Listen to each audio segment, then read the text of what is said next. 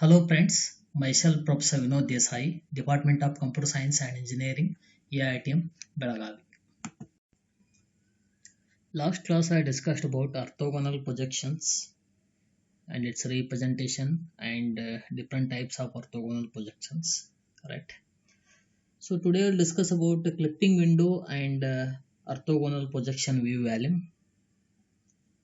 As you know, in the camera analogy, the type of lens is one of the important factor which determines how much of the scene is transferred to the camera film plane.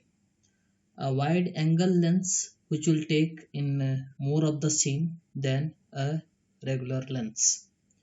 For computer graphics applications, as we use the rectangular clipping window for this purpose, and in a two-dimensional viewing, the graphics package typically require that clipping rectangles to be placed in a specific positions. As you know, in OpenGL, we set up a clipping window for a three-dimensional viewing, just as we did for the two-dimensional viewing in our earlier classes. That is by choosing two-dimensional coordinate positions for its low left and upper right corners.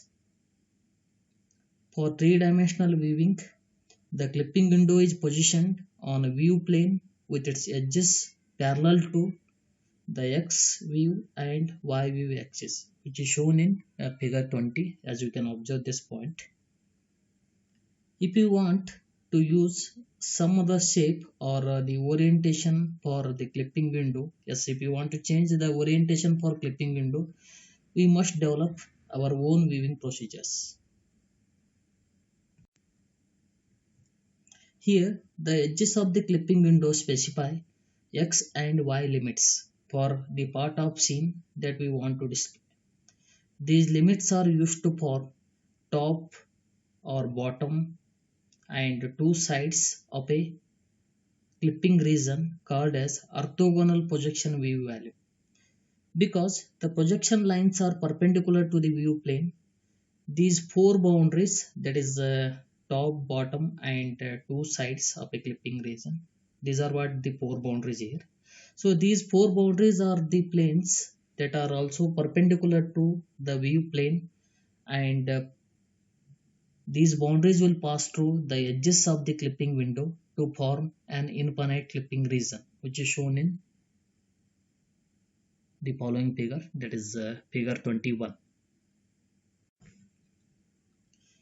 Here we can limit the extent of the orthogonal view value in the Z view direction by selecting the positions for one or two additional boundary planes that are parallel to the view plane.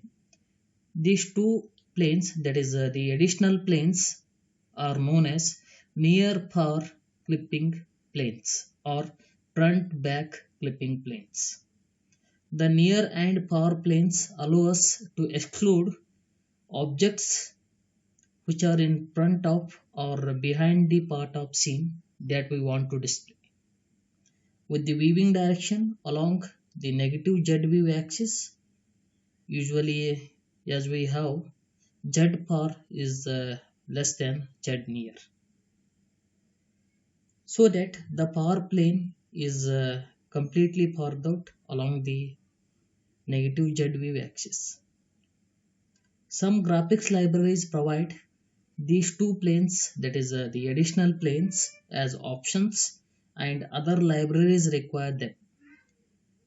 When the near and far planes are specified, then we obtain a finite orthogonal view value, that is a rectangular parallel pipeline, which is shown in the following figure, that is figure 22, along with one possible placement for the view plane.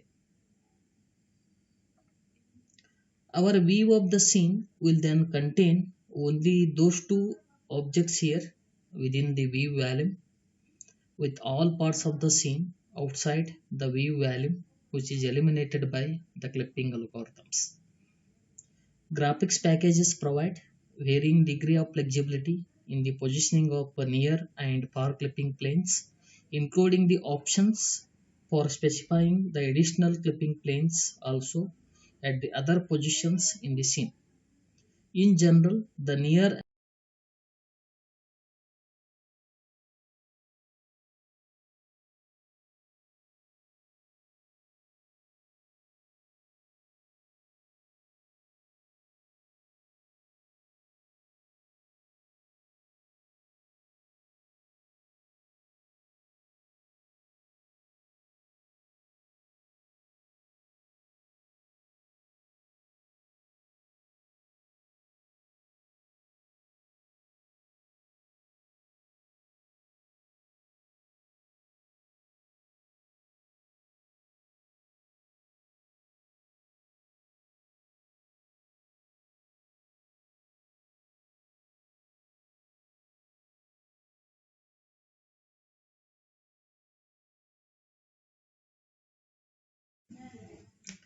The next important concept is normalization transformation for an orthogonal projection.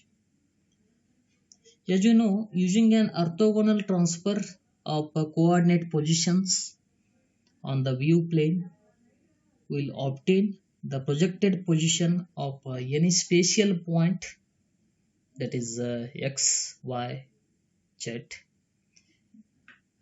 We'll simply represent it as xy. So we have established the limits for the view value, coordinate descriptions inside the rectangular parallel pipeline are the projection coordinates, and they can be mapped into a normalized view value without any further projection processing. Some graphics packages use a unit cube for this normalized view value with each of the x, y, and z coordinates normalized in the range from 0 to 1.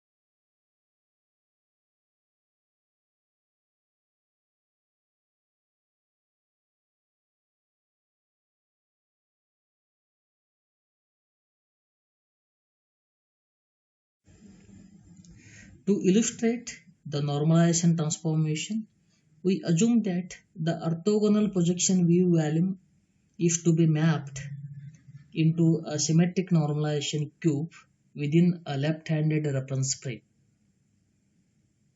Also, z-coordinate positions for the near and far planes are denoted as z near and z far respectively. So the following figure, that is figure 24, illustrate this normalization transformation. Clearly you can see the normalization transformation in this following figure. Here the position x min, y min, z min is mapped to the normalized position -1, -1, -1.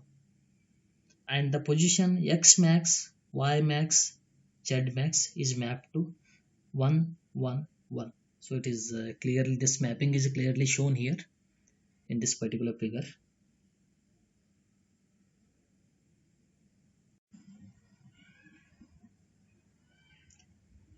Transforming the rectangular parallel piped view value to a normalized cube is similar to the methods for converting the clipping window into a normalized symmetric square.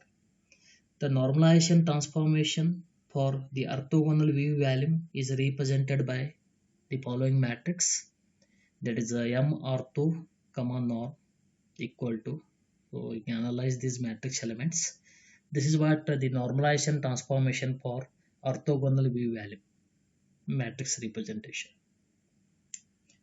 This matrix is multiplied on the right by the composite weaving transformation R into T. Yes, yesterday I discussed about the cross product R into T, right?